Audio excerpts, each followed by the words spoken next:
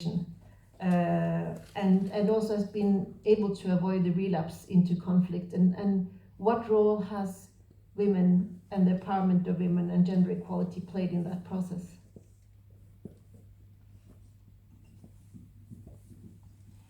Thank you. We did not have a choice. Rwanda did not have a choice. After experiencing what we went through, one was to keep Rwanda together. I think this was highlighted in the documentary when the president said, we chose to remain together. The essence of the genocides was to obliterate Rwanda as a nation. Back in 1960, the Kagame, who was supposed to be the president of Rwanda, who became the president of Rwanda in 1962, wrote to the UN asking if Rwanda could be divided into two for the Hutus and the Tutsis. Of course, it didn't work. He wasn't the only one who had such a mindset. So keeping Rwanda together was the first thing to be done. Because those who planned exterminating a section of the people wanted a Tutsi-free Rwanda. When you want to exterminate a people, you want a country without a certain identity. We had learned a lesson. Rwanda had learned a lesson that nobody could do it other than the Rwandans themselves. We had learned a lesson that nobody cares if we don't care.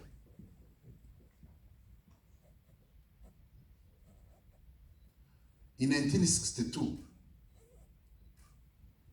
a United Nations commissioner, whose name is Majid Rahinema, it was in January, he submitted a report to the UN warning them that the policies in Rwanda, this was still under Belgian rule, because this report was in January 1962 and Rwanda got independence in July 1962.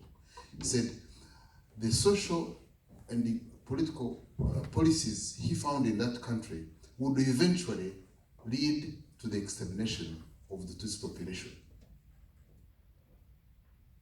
There is a saying in Rwanda that ntaroni ntakavumbura amashyiga.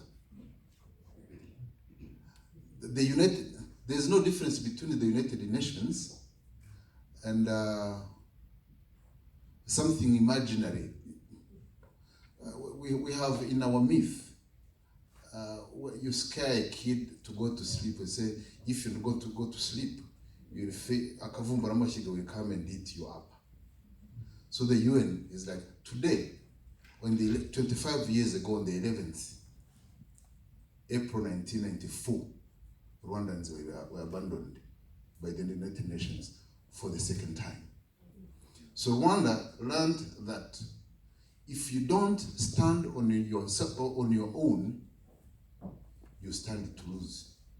So the first thing was, we have to do it as Rwandans, or else we perish. 2.5 years later, Rwanda decided to tell the world, we are moving out of emergency, we are going for development. We slowly told the UN forces, could you please find a way of packing up and go?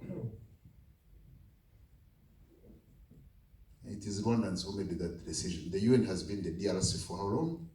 I don't know. We refused to be under the UN tutelage. We learned lessons that discrimination policies,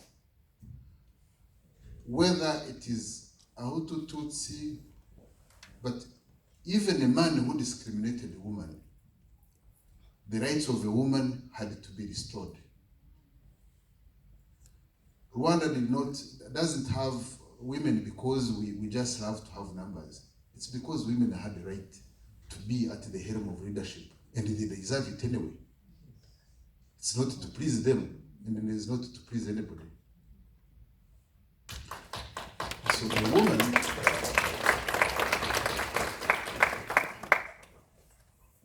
is not contributing to develop Rwanda because he's talking about a woman. No, he's part of the process. She's part of the process, has to remain part of the process. And after all, most of us, we are sons of women. Only the machismo. Men prefer to pretend we are bigger, but human beings are sons and daughters of women. Even the language we speak is called mother tongue. It's not father tongue. It's called mother tongue and not father tongue. The 9 months here and most of the early time of your life, you are close to the mother.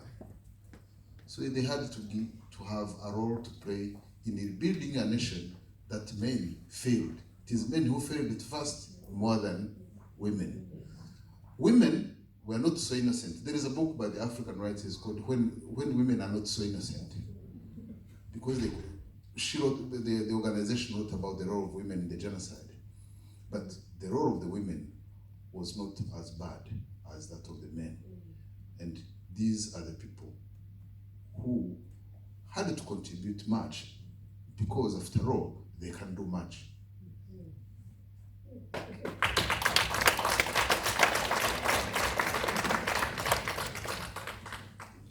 Thank you for that, Tom, for the tribute to women and also explaining how this is important for the society at large. I think you said it in better ways than any of us could.